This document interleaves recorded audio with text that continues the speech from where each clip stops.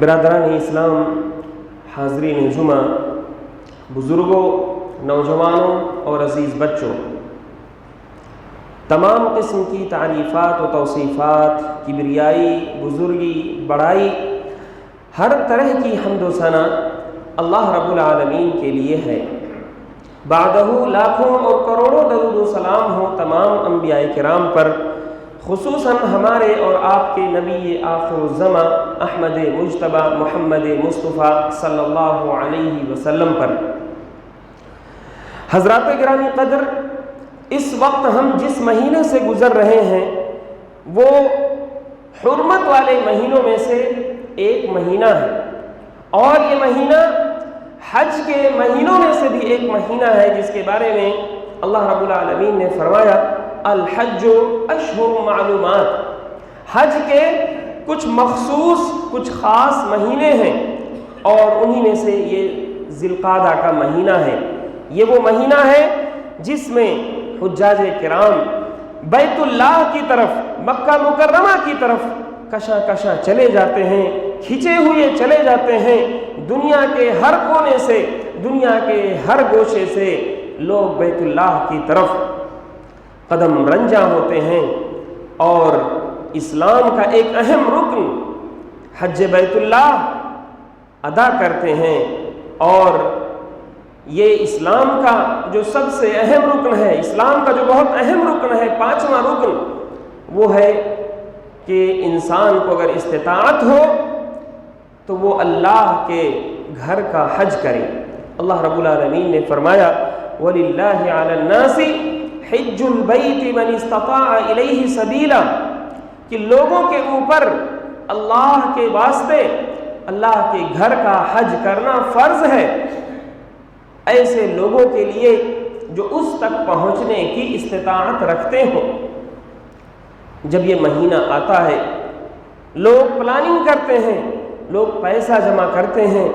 اور حج بیت اللہ کی تیاری کرتے ہیں۔ ہم میں سے کتنے لوگ ایسے ہیں جنہیں اللہ رب العالمین نے استطاعت دی ہے اور وہ بیت اللہ کا حج کرتے ہیں؟ ایسی صورت میں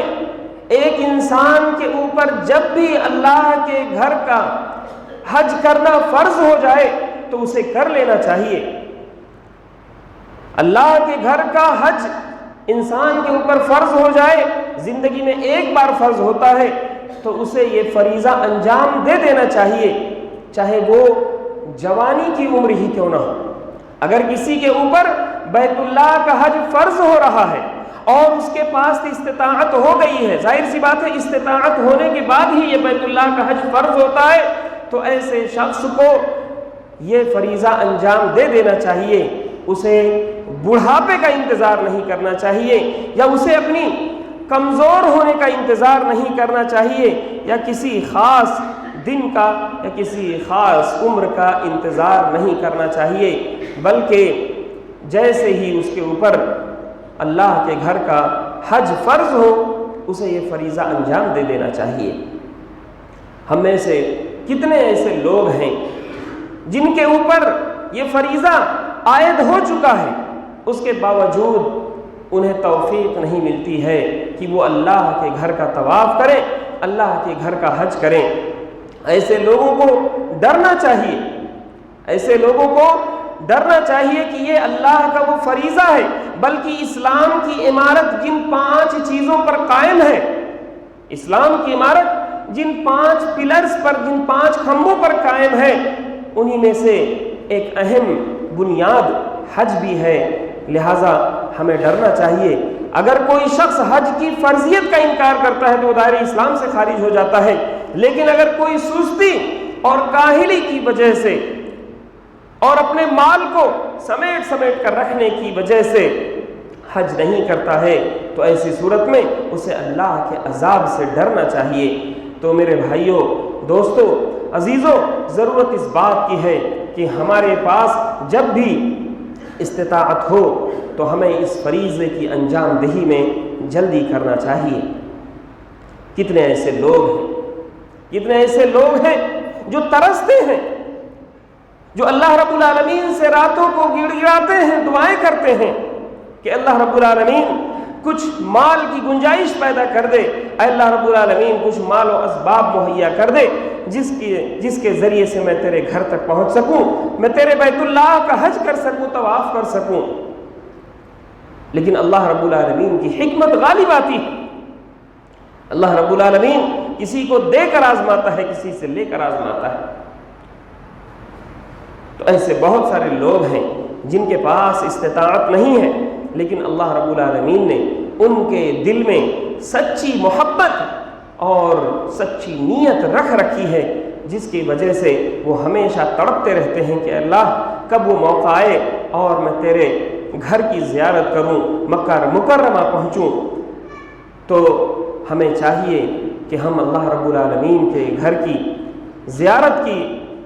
دعائیں کریں، اس کے لیے کوشش کریں، اور یہ ایمان کی دلیل ہے میرے بھائیوں۔ اور اسی طرح سے اللہ کے رسول صلی اللہ علیہ وسلم نے حج کی فضیلت میں بہت ساری حدیثیں ہیں۔ ایک حدیث میں آپ صلی اللہ علیہ وسلم نے فرمایا، من حج ولم يرفث ولم يفسق رجع كيوم ولدته امه۔ جو شخص حج کرتا ہے اس حال میں کہ وہ اپنی زبان کی حفاظت کرتا ہے، اول فول نہیں بکتا، گندی باتیں نہیں بکتا ہے، بد اخلاقی نہیں کرتا ہے، اور اسلام کے منافی امور کو انجام نہیں دیتا، تو ایسا شخص جب واپس لوٹتا ہے حج سے تو ایسی حالت میں واپس لوٹتا ہے جیسے کہ اس کی ماں نے اسے آج جنا ہو، یعنی گناہوں سے بالکل پاک و صاف ہو جاتا ہے۔ تو اگر ہم چاہتے ہیں کہ ہم گناہوں سے بالکل پاک و صاف ہو جائیں تو اللہ رب العالمین کے گھر کا حج ہمیں کرنا چاہیے۔ حضرت عمرو بن العاص رضی اللہ عنہ اسلام قبول کرنے پیارے نبی صلی اللہ علیہ وسلم کے پاس آتے ہیں۔ پیارے نبی صلی اللہ علیہ وسلم بیعت کے لیے ہاتھ بڑھاتے ہیں، عمرو بن العاص بھی بیعت کرنے کے لیے ہاتھ بڑھاتے ہیں۔ اس کے بعد حضرت عمرو بن العاص اپنا ہاتھ کھینچ لیتے ہیں۔ پیارے نبی صلی اللہ علیہ وسلم نے کہا، یہ کیا ماجرا ہے، تم نے ہاتھ بڑھایا تو لیکن ہاتھ کھینچ کیوں لیا؟ حضرت عمرو بن العاص نے کہا کہ اللہ کے رسول صلی اللہ علیہ وسلم، میں اسلام تو قبول کر رہا ہوں لیکن میں ایک شرط لگانا چاہتا ہوں، ایک بات میں کنفرم کرنا چاہتا ہوں۔ اللہ کے رسول صلی اللہ علیہ وسلم نے فرمایا، وہ کیا بات ہے؟ حضرت عمرو بن العاص نے کہا کہ اللہ کے رسول صلی اللہ علیہ وسلم، میں چاہتا ہوں کہ میں مسلمان بنوں تو میرے سابقہ گناہ معاف کر دیے جائیں۔ تو پیارے نبی صلی اللہ علیہ وسلم نے فرمایا کہ اے عمرو بن العاص، کیا تمہیں نہیں معلوم الحج یہدم ما کان قبلہ کالاسلام یہدم ما کان قبلہ؟ اے عمرو بن العاص، کیا تمہیں نہیں معلوم کہ جیسے حج اپنے سے سابقہ سارے گناہوں کو معاف کر دیتا ہے، ڈھا دیتا ہے، ختم کر دیتا ہے، ایسے ہی اسلام اپنے سابقہ سارے گناہوں کو معاف کر دیتا ہے۔ تو ایک شخص جیسے اسلام میں داخل ہوتا ہے، ایسے ہی ایک حاجی جب حج کر کے واپس آتا ہے تو وہ گناہوں سے بالکل پاک و صاف ہوتا ہے۔ اسی طرح سے اللہ کے رسول صلی اللہ علیہ وسلم نے فرمایا، العمرۃ الی العمرۃ کفارۃ لما بینہما، ایک عمرے کے بعد دوسرا عمرہ کرنا گناہوں کے کفارے کا سبب بنتا ہے، گناہوں کی معافی کا سبب بنتا ہے۔ اور آپ صلی اللہ علیہ وسلم نے فرمایا، والحج المبرور لیس لہ جزاء الا الجنہ، اور حج مبرور کہتے ہیں حج مقبول کو، ایسا حج جو اللہ کی بارگاہ میں قبول ہو جائے۔ اور وہ کون سا حج ہوتا ہے؟ وہی حج ہے کہ جس کے بارے میں فرمایا، من حج ولم یرفث ولم یفسق، کہ ایسا حج انسان کرے جس میں گناہوں کا کوئی شائبہ نہ ہو، حلال کمائی کے ذریعے حج کرے، اور اسی طرح سے حج کے دوران اپنی زبان کو، اپنے ہاتھ پاؤں کو، اپنے اعضاء و جوارح کو محفوظ رکھے برائیوں سے، گناہوں سے، بد اخلاقیوں سے۔ تو ایسے حج کو حج مبرور کہتے ہیں۔ تو جب کوئی شخص حج مبرور کرتا ہے تو آپ صلی اللہ علیہ وسلم نے فرمایا کہ الحج المبرور لیس لہ جزاء الا الجنہ، حج مبرور کا بدلہ اللہ کے نزدیک سوائے جنت کے اور کچھ نہیں۔ تو ضرورت اس بات کی ہے کہ ہم حج کی اہمیت و فضیلت کو سمجھیں، اپنے ذہنوں میں بٹھائیں، تاکہ ہم جب بھی صاحب استطاعت ہو جائیں تو حج بیت اللہ کر سکیں۔ اور صاحب استطاعت کا مطلب کیا ہوتا ہے؟ کسی نے حج کے بارے میں ٹکٹ وغیرہ کا پیسہ جوڑ کر کے اور سوچا کہ اب میں جا سکتا ہوں، اور اس کے بعد وہ حج کے سفر پر چل دے، استطاعت کا مطلب یہ نہیں ہوتا ہے۔ استطاعت کا مطلب یہ ہوتا ہے کہ اس شخص کے پاس اتنا مال موجود ہو کہ وہ حج پر جانے کے سفر کی تکلیف کو برداشت کر سکے، اور اسی طرح سے واپسی پر اس کی واپسی کا جو خرچہ ہے وہ بھی برداشت کر سکے، اور ایام حج میں جو اس کی ضرورتیں ہیں وہ بھی پوری ہو سکیں۔ اور استطاعت کا مطلب یہ بھی ہے کہ جب تک وہ اپنے گھر سے غائب رہے، اپنے گھر والوں کے لیے اتنا انتظام کر سکے کہ اس کی غیر موجودگی میں اس کے گھر والے خوشحالی کے ساتھ رہ سکیں۔ ایسا نہیں کہ گھر کا مال و اسباب بیچ کر کے صاحب حج پر نکل گئے ہیں اور گھر والوں کو سڑک پر لا کر کھڑا کر دیا ہے، یہ صاحب استطاعت نہیں ہوتا ہے۔ ایسی صورت میں ہمارے بہت سارے بھائی جو صاحب استطاعت نہیں ہیں، وہ تڑپتے ہیں کہ اے اللہ رب العالمین، ہمیں کب موقع ملے گا کہ ہم اس فریضے سے سرفراز ہو سکیں اور تیرے بیت اللہ کی زیارت کر سکیں۔ ہمارا دین صرف مالداروں کا دین نہیں، ہمارا دین صرف ایلیٹ کلاس کے لوگوں کا دین نہیں، ہمارا دین صرف فلاں اور فلاں ذاتیوں کا دین نہیں کہ جس دین میں کچھ لوگوں کا خیال رکھا گیا اور باقی حاشیے پر پڑے لوگوں کو چھوڑ دیا گیا، ایسا دین نہیں۔ ہمارا دین وہ ہے جس میں سماج اور معاشرے کے ہر طبقے اور ہر ورگ کا مکمل خیال رکھا گیا ہے۔ اسی لیے اگر کسی شخص کے پاس اللہ رب العالمین کی مصلحت کی وجہ سے، اللہ رب العالمین کی کسی حکمت کی وجہ سے مال اکٹھا نہیں ہو پاتا ہے اور وہ حج کرنا چاہتا ہے، تو اللہ رب العالمین نے ہمارے دین کے اندر بہتیرے ایسے اعمال رکھے ہیں، بہت سارے ایسے اعمال ہیں جن کی انجام دہی کر کے ایک انسان حج کا، ایک انسان عمرے کا ثواب حاصل کر سکتا ہے۔ بہت سارے ایسے اعمال ہیں، آپ اپنے گھر پہ بیٹھے ہوں اور ان اعمال کو انجام دیں اور اللہ رب العالمین آپ کے نیکیوں کے خاتے میں حج کا ثواب درج کر دے، ایسے بہت سارے اعمال ہیں۔ سب سے پہلا عمل یہ ہے کہ ایک انسان اپنے دل میں حج کی نیت خالص رکھے، اپنے دل کے اندر ایک نیت رکھے کہ اے اللہ رب العالمین، میں تیرے گھر کا حج کرنا چاہتا ہوں، اور اس نیت میں وہ خالص رہے۔ جیسے کہ اللہ کے رسول صلی اللہ علیہ وسلم کی مشہور حدیث ہے، انما الاعمال بالنیات،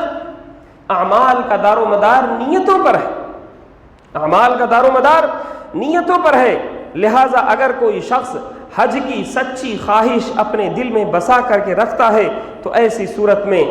اسے حج کا ثواب ملے گا۔ سیدنا حضرت ابو کبشہ انماری رضی اللہ تعالی عنہ سے روایت ہے کہ رسول اللہ صلی اللہ علیہ وسلم نے فرمایا، انما الدنیا لاربعۃ نفر،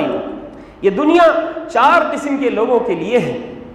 پہلا شخص جو سب سے افضل مقام پر ہوتا ہے، جسے اللہ رب العالمین نے علم بھی دے رکھا ہے، جسے اللہ رب العالمین نے مال بھی دے رکھا ہے، وہ اپنے علم کو لوگوں میں خرچ کرتا ہے، اپنے علم کے ذریعے سے لوگوں کی رہنمائی کرتا ہے، اور اس کو جو مال دے رکھا ہے اللہ رب العالمین، اس مال کے ذریعے سے لوگوں کے اندر جو ان کے حقوق ہوتے ہیں، جو رشتہ داریاں ہوتی ہیں، صلہ رحمی کے جو کام ہوتے ہیں، وہ آدمی انجام دیتا رہتا ہے۔ تو اللہ کے رسول صلی اللہ علیہ وسلم نے فرمایا یہ سب سے افضل مقام ہے۔ دوسرے شخص کے بارے میں اللہ کے رسول صلی اللہ علیہ وسلم نے فرمایا کہ دوسرا وہ شخص ہوتا ہے جس کو اللہ رب العالمین نے علم تو دے رکھا ہے لیکن مال سے محروم کر رکھا ہے، پر اس کے دل میں ایک سچی نیت ہوتی ہے، اور اس سچی نیت کے ساتھ وہ بہت سارے اعمال کی نیت کرتا ہے کہ اللہ رب العالمین، کاش میرے پاس اگر مال بھی ہوتا تو میں فلاں اور فلاں عمل کر رہا ہوتا، فلاں صاحب جو یہ نیک عمل کر رہے ہیں، فلاں صاحب جو جہاد کر رہے ہیں، فلاں صاحب جو حج پہ جا رہے ہیں، میں ویسے اعمال کر رہا ہوتا۔ اللہ کے رسول صلی اللہ علیہ وسلم نے فرمایا ایسے شخص کو اس کی نیت کی وجہ سے اللہ رب العالمین اس کو اجر و ثواب دے گا، اور آپ نے فرمایا فَأَجْرُهُمَا سَوَاءٌ، ان دونوں کا اجر یکساں ہوگا، ان دونوں کا اجر یکساں ہوگا، ان میں کوئی کمی نہیں ہوگی۔ تو ہمیں چاہیے کہ ہم اپنے اندر، اپنے دل میں سچی نیت رکھیں، اور اسی سچی نیت کی برکت کی وجہ سے ہمیں اجر و ثواب ملے گا۔ اور اسی طرح سے میرے بھائیوں، اللہ کے رسول صلی اللہ علیہ وسلم کی ایک حدیث ہے، حضرت جابر رضی اللہ تعالی عنہما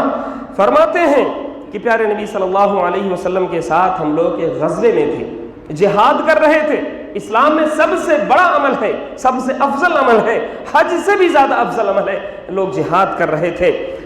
تو اللہ کے رسول صلی اللہ علیہ وسلم نے فرمایا، ہم جہاد کے اس میدان میں موجود ہیں، ایسا مت سمجھو کہ جہاد کے ان نیکیوں سے صرف ہم سرفراز ہو رہے ہیں۔ فرمایا تمہارے کچھ بھائی ایسے ہیں تمہارے کچھ بھائی ایسے ہیں جو مدینے میں رک گئے ہیں۔ تم جہاد کرتے ہو، تیر چلاتے ہو، تلوار چلاتے ہو، تمہارے اجر و ثواب میں وہ برابر کے شریک ہوتے ہیں، لیکن ان کی مصیبتوں نے، ان کی بیماریوں نے اور ان کی پریشانیوں نے ان کو روک رکھا ہے، لیکن ان کے اندر جو نیت خالص ہے، خالص جو نیت ان کے اندر موجود ہے، اس کی وجہ سے وہ تمہارے اجر و ثواب میں برابر کے شریک ہیں۔ میرے بھائیوں، تو اگر کسی کے اندر خالص نیت ہو تو ایسی صورت میں وہ شخص حج کا ثواب حاصل کرتا ہے۔ اور اسی طرح سے اللہ کے رسول صلی اللہ علیہ وسلم نے شہادت کے بارے میں، شہادت بڑا افضل عمل ہے، بڑا اونچا رتبہ ہے، جو آدمی اللہ کے راستے میں شہید ہو جائے اس کے بارے میں آپ صلی اللہ علیہ وسلم نے فرمایا، من سأل الشہادۃ صادقا بلغہ اللہ منازل الشہداء وإن مات على فراشہ۔ جو شخص اللہ رب العالمین سے شہادت کی تمنا کرتا ہے، اللہ رب العالمین سے شہید ہونے کی دعا مانگتا رہتا ہے کہ اللہ رب العالمین تو مجھے شہادت کی موت عطا کر دے، سچی نیت کے ساتھ، تو اللہ رب العالمین اسے شہداء کے منازل تک پہنچا دیتا ہے، یعنی شہداء کا اجر و ثواب اسے عطا کر دیتا ہے۔ وَإِن مَاتَ عَلَى فِرَاشِهِ، اگرچہ اس کی موت اس کے بستر پہ ہی کیوں نہ آئی ہو۔ تو یہ ہوتا ہے نیتوں کا اثر۔ نیتیں اگر خالص ہوں تو اجر و ثواب کس قدر بڑھ جاتا ہے۔ میرے بھائیوں، اسی طرح سے حج کے برابر اجر و ثواب میں سے ایک بڑا ثواب یہ ہے کہ انسان اپنے گاؤں میں، اپنے گھر میں، اپنے شہر میں موجود ہو اور اس کو حج بیت اللہ کا ثواب ملتا رہے۔ وہ عمل یہ ہے کہ فجر کی نماز کی ادائیگی کے بعد انسان مسجد میں بیٹھا رہے، ذکر و اذکار کرتا رہے یہاں تک کہ سورج کا طلوع ہو، اور سورج کا طلوع مکمل ہونے کے بعد وہ اٹھے اور 2 رکعت نماز پڑھے، اور ایسی صورت میں اسے حج کے برابر اجر و ثواب ملے۔ پیارے نبی صلی اللہ علیہ وسلم نے فرمایا، من صلی صلاۃ الصبح فی جماعت یثبت فیہ حتی یصلی صبحۃ الضحی کان کاجر حاج او معتمر تامہ حجہ وعمرتہ۔ اللہ کے رسول صلی اللہ علیہ وسلم نے فرمایا کہ جو شخص صبح کی نماز ادا کرے جماعت کے ساتھ اور مسجد میں ہی ٹھہرا رہے، ذکر و اذکار کرتا رہے، اور جب سورج کا طلوع ہو، سورج طلوع ہونے کے بعد وہ چاشت کی 2 رکعت نمازیں پڑھ لے، تو ایسی صورت میں اسے مکمل حج کا ثواب ملے گا۔ ایک روایت میں ہے کہ اسے مکمل عمرے کا ثواب ملے گا۔ آپ جانتے ہیں کہ یہ وہ عمل ہے جو ہر انسان اپنے گھر پہ، اپنے گاؤں میں، اپنی بستی میں رہتے ہوئے بھی حاصل کر سکتا ہے۔ تو ہمارے اندر وہ حرص ہونی چاہیے، وہ شوق ہونا چاہیے جس کے ذریعے سے ہم یہ عمل انجام دے سکیں۔ اسی طرح سے ایک عمل ہے کہ جو شخص اپنے گھر سے باوضو ہو کر کے باجماعت نماز پڑھنے کے لیے مسجد تک آتا ہے تو اللہ رب العالمین اس کو بھی حج کا ثواب عطا کر دیتا ہے۔ پیارے نبی صلی اللہ علیہ وسلم نے فرمایا، من خرج من بیتہ متطہرا الی صلاۃ مکتوبۃ فاجرہ کاجر الحاج والمعتمر، کہ جو شخص باوضو ہو کر کے مسجد تک آتا ہے، جماعت سے نماز پڑھتا ہے، تو اس کا اجر اللہ رب العالمین ایک حاجی کے اجر کے برابر یا ایک عمرہ کرنے والے کے اجر کے برابر کر دیتا ہے۔ اسی طرح سے ایک عمل یہ ہے کہ جو شخص مسجد کے اندر آئے،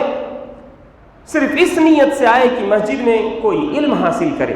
کوئی خیر کی بات سنے، مسجد میں درس ہو رہا ہے اس درس میں شامل ہو، تو اسے بھی اللہ رب العالمین حج کے برابر ثواب دیتا ہے۔ پیارے نبی صلی اللہ علیہ وسلم نے فرمایا من غدا الى المسجد لا يريد الا ان يعلم خيرا او يتعلم كان له كاجر حاج تاما حجته، کہ جو شخص مسجد میں آتا ہے چل کر کے اس نیت سے تاکہ وہ کوئی خیر کی بات لوگوں کو سکھائے یا کوئی خیر کی بات لوگوں سے سیکھے، تو اس کے اس عمل کا ثواب حج کے برابر ہوتا ہے۔ آپ صلی اللہ علیہ وسلم نے تاکید کی کہ اس کا یہ حج کا جو ثواب ہے مکمل ثواب اسے دیا جائے گا۔ اسی طرح سے اللہ کے رسول صلی اللہ علیہ وسلم کی ایک مشہور حدیث ہے، ایک عمل ہے کہ کچھ صحابہ کرام پیارے نبی صلی اللہ علیہ وسلم کے پاس آئے اور شکایت کی کہ اللہ کے رسول صلی اللہ علیہ وسلم ذهب اہل الدثور بالوجور، کہ اللہ کے رسول صلی اللہ علیہ وسلم یہ مالدار شخص تو اجر و ثواب لے کر کے چلے گئے، ہم مسجدوں میں آتے ہیں، نماز پڑھتے ہیں، ذکر و اذکار کرتے ہیں، وہ بھی آتے ہیں مسجدوں میں نماز پڑھتے ہیں ہمارے ساتھ، لیکن ان کے پاس اموال ہے، ان مالوں کے ذریعے سے وہ حج کرتے ہیں، ان مالوں کے ذریعے سے وہ جہاد کرتے ہیں، ان مالوں کے ذریعے سے وہ مجاہدین کو جہاد کے ہتھیار مہیا کراتے ہیں۔ اللہ کے رسول صلی اللہ علیہ وسلم نے فرمایا کہ میں تمہیں ایک عمل بتاتا ہوں، اگر تم وہ کر لیا کرو تو وہ لوگ جو اپنے مال کے ذریعے سے حج اور جہاد کا ثواب حاصل کرتے ہیں وہی ثواب تم بھی حاصل کر لو گے۔ اللہ کے رسول صلی اللہ علیہ وسلم نے فرمایا کہ ہر فرض نماز کے بعد 33 مرتبہ سبحان اللہ، 33 مرتبہ الحمدللہ اور 33 مرتبہ اللہ اکبر کا اہتمام کیا کرو، پڑھا کرو، اس کے ذریعے سے اللہ رب العالمین تمہیں حج اور عمرے کا ثواب عطا کر دے گا۔ اسی طرح سے میرے بھائیوں، حج کا ثواب حاصل ہو سکتا ہے اس شخص کو جو مدینہ منورہ میں موجود ہو، مدینہ منورہ گیا ہو، مدینہ میں رہنے والا شخص ہو، وہاں پہ موجود ہو اور وہ مسجد قباء کی زیارت کرے، مسجد قباء میں جائے اور مسجد قباء میں 2 رکعت نماز پڑھے۔ یہاں سے تو ہم مسجد قباء کا قصد کر کے تو نہیں جاتے، کیونکہ ہم ثواب کی نیت سے کسی مسجد کی زیارت ہم صرف اور صرف 3 مسجدوں کا کر سکتے ہیں، مسجد قباء اس میں شامل نہیں ہے۔ لیکن اگر کوئی شخص مدینے میں موجود ہو اور وہ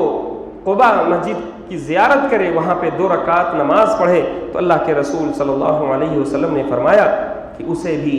ایک حج کا ثواب ملے گا۔ اسی طرح سے اللہ کے رسول صلی اللہ علیہ وسلم نے فرمایا کہ رمضان المبارک کے اندر عمرہ کرنے والے کو حج کا ثواب ملتا ہے۔ اور ایک روایت میں ہے کہ اللہ کے رسول صلی اللہ علیہ وسلم نے فرمایا کہ جو شخص رمضان المبارک کے مہینے میں عمرہ کرے گا تو اسے میرے ساتھ حج کرنے کا ثواب ملے گا۔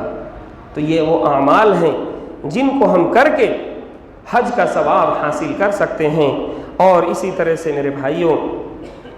اگر کوئی شخص حج پر نہیں جا سکتا ہے، اس کے پاس مال بھی ہے، استطاعت بھی ہے، لیکن وہ مریض ہے، وہ کسی اور مسئلے میں پھنسا ہوا ہے، وہ حج کو نہیں جا سکتا، لیکن کسی حاجی کی تیاری میں مدد کرتا ہے، کسی حاجی کی تیاری میں مدد کر کے مکمل اس کے سامان اور اسباب جو کچھ اس کو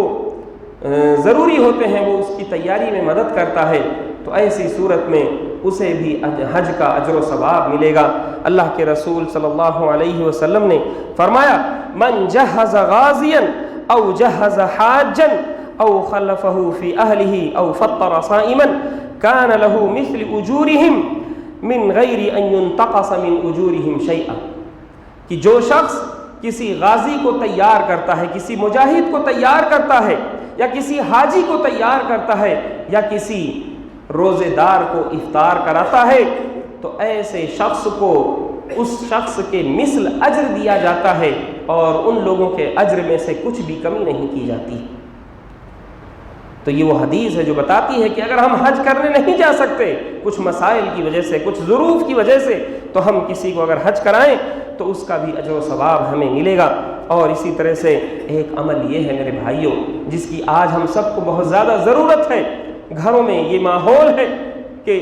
لوگ اپنے والدین کے ساتھ حسن سلوک چھوڑ رہے ہیں، لوگ اپنے والدین کے ساتھ حسن سلوک چھوڑ رہے ہیں، والدین کے ساتھ لوگوں کے جھگڑے، لوگوں کی لڑائیاں ہو رہی ہیں۔ ہمارا دین ہمیں ابھارتا ہے کہ والدین کے ساتھ حسن سلوک کیا جائے۔ اللہ کے رسول صلی اللہ علیہ وسلم کے پاس صحابہ کرام آتے اور جہاد جیسے افضل عمل کی خواہش بتاتے، پیارے نبی صلی اللہ علیہ وسلم کہتے کہ کیا تمہارے پاس تمہارے ماں باپ موجود ہیں؟ وہ کہتے ہاں ہمارے پاس ماں باپ موجود ہیں۔ آپ کہتے ففیہما فجاہد، تو تم اپنے ماں باپ کے ساتھ میں رہ کر کے ہی جہاد کرو، یعنی جہاد کا جو اجر و ثواب ہے اپنے ماں باپ کے ساتھ رہ کر کے اس اجر و ثواب، ان کے ساتھ حسن سلوک کر کے، ان کی خدمت کر کے، ان کا کہا مان کر کے تم اجر و ثواب حاصل کر سکتے ہو، جہاد کا اجر و ثواب حاصل کر سکتے ہو۔ اسی مفہوم کی ایک روایت ہے کہ اتا رجل رسول اللہ صلی اللہ علیہ وسلم فقال انی اشتہی الجہاد ولا اقدر علیہ فقال هل بقي من والديك احد قال امي قال فابل الله في برهما قال فعلت ذلك فانت حاج ومعتمر ومجاهد۔ ایک شخص آیا اور اللہ کے رسول صلی اللہ علیہ وسلم سے اپنی خواہش بتانے لگا کہ میری خواہش ہے کہ میں اللہ کے راستے میں جہاد کروں۔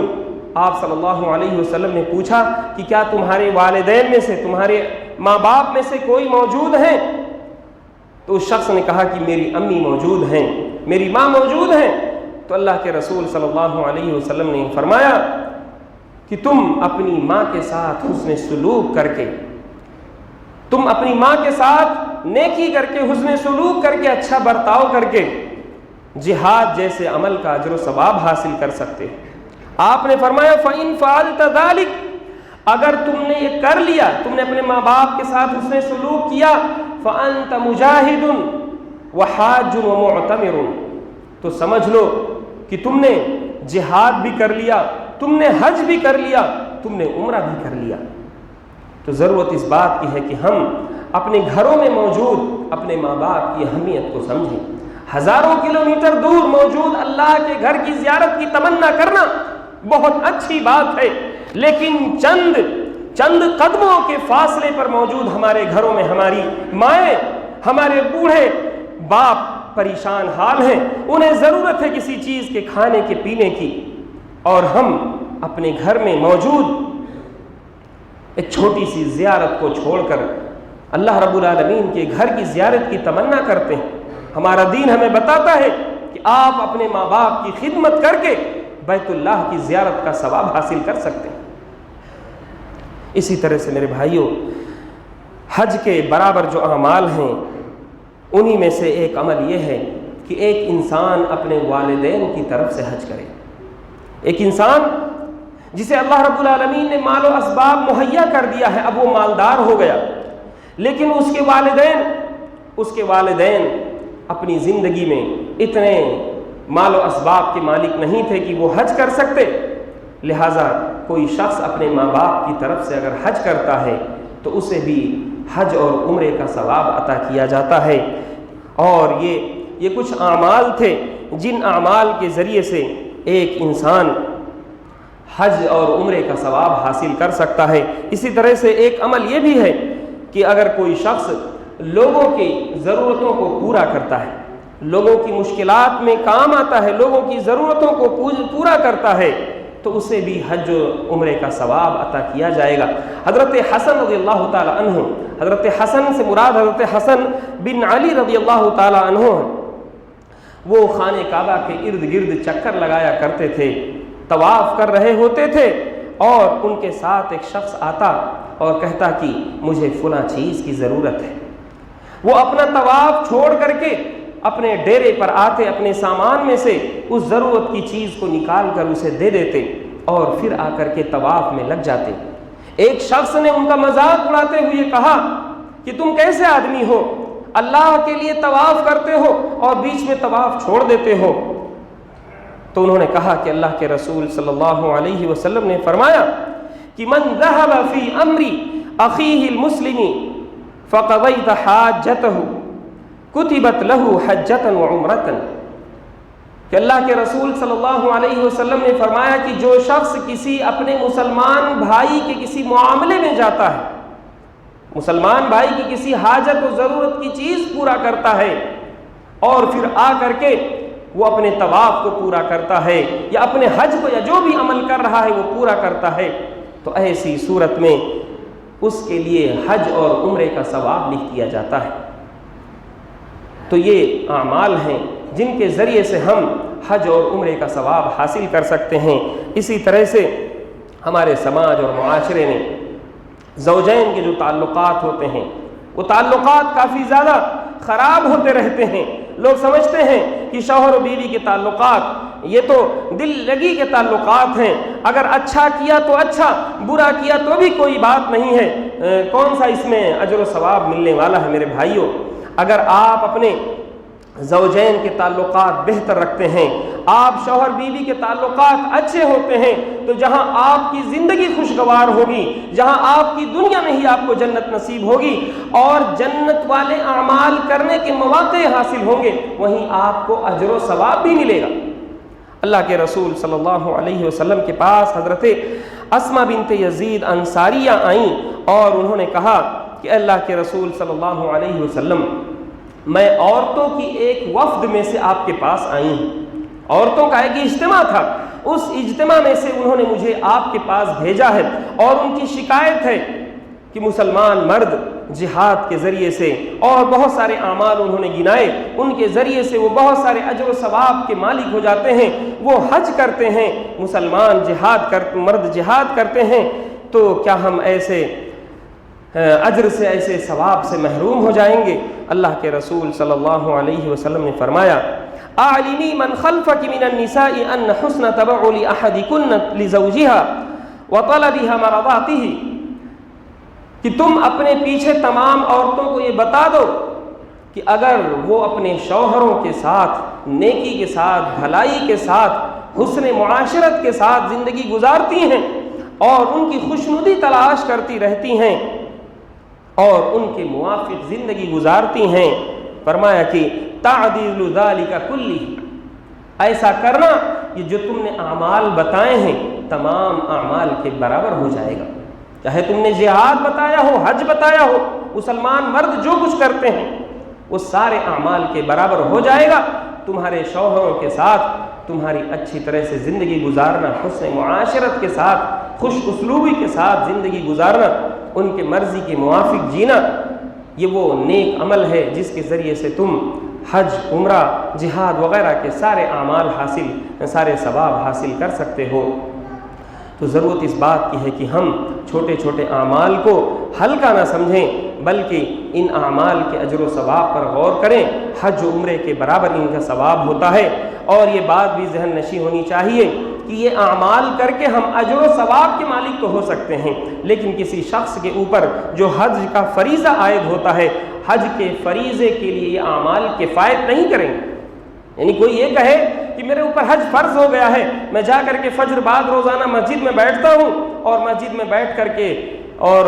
صلاۃ الضحیٰ چاشت کی نماز پڑھ کر کے اٹھ جاتا ہوں، تو مجھے حج کرنے کی ضرورت نہیں ہے۔ میرے بھائیوں، تو اجر و ثواب میں یہ اعمال حج کے برابر ہیں، لیکن حج میں یہ اعمال کفایت نہیں کر سکتے ہیں۔ آپ کو اپنے اوپر عائد فریضے کے لیے حج بیت اللہ جا کر حج کرنا ہو۔ اسی طرح سے آپ نے دیکھا کہ ان اعمال میں وہ اعمال جو حج بیت اللہ کے برابر ہیں، ان کا اکثر اعمال کا تعلق مسجد سے ہے۔ یہ مسجد سے تعلق بتاتا ہے کہ اگر تم اپنی مسجدوں کو آباد نہیں کرتے، تمہاری مسجدیں خالی رہتی ہیں، تمہارے گاؤں کی، تمہارے محلے کی مسجدیں خالی رہتی ہیں، تو تم لاکھ تمنا کرتے رہو حج کی، عمرے کی اور بیت اللہ آباد کرنے کی، بیکار ہے یہ تمنائیں۔ تمہیں استطاعت نہیں ہے کہ تم اللہ کا گھر آباد کر سکو مکہ مکرمہ میں جا کر کے، تو کم از کم اپنے محلے کی مسجدوں کو آباد کیا کرو۔ یہ وہ حکمت ہے جو ہمیں پتہ چلتا ہے ان سارے اعمال سے۔ اخیر میں اللہ رب العالمین سے دعا ہے کہ مولا ہمیں کہنے سننے سے زیادہ حسن عمل کی توفیق عطا فرمائے۔ اے اللہ رب العالمین ہم میں سے جو لوگ دنیا کے کسی بھی خطے میں پریشان حال ہیں، ستائے جا رہے ہیں، اللہ رب العالمین ان کی تو غیب سے مدد فرما دے۔ اے اللہ رب العالمین ہم میں سے جو لوگ اس دنیا سے جا چکے ہیں ان کی قبروں کو تو نور سے بھر دے۔ اے اللہ رب العالمین ہم میں سے جو لوگ قرض دار ہیں ان کی قرض کی ادائیگی کا تو بہترین انتظام فرما دے۔ اے اللہ رب العالمین ہم میں سے جو لوگ مریض ہیں انہیں تو شفائے کامل و عاجل عطا فرما دے۔ اے اللہ رب العالمین ہمیں تو جب تک اس دنیا میں رکھ ایمان و اسلام پر رکھ، اور جب ہمارا خاتمہ ہو تو ایمان پر ہو۔ اقول قولی ھذا واستغفر اللہ لی ولکم ولسائر المسلمین فاستغفروہ من کل ذنب انہ هو الغفور الرحیم۔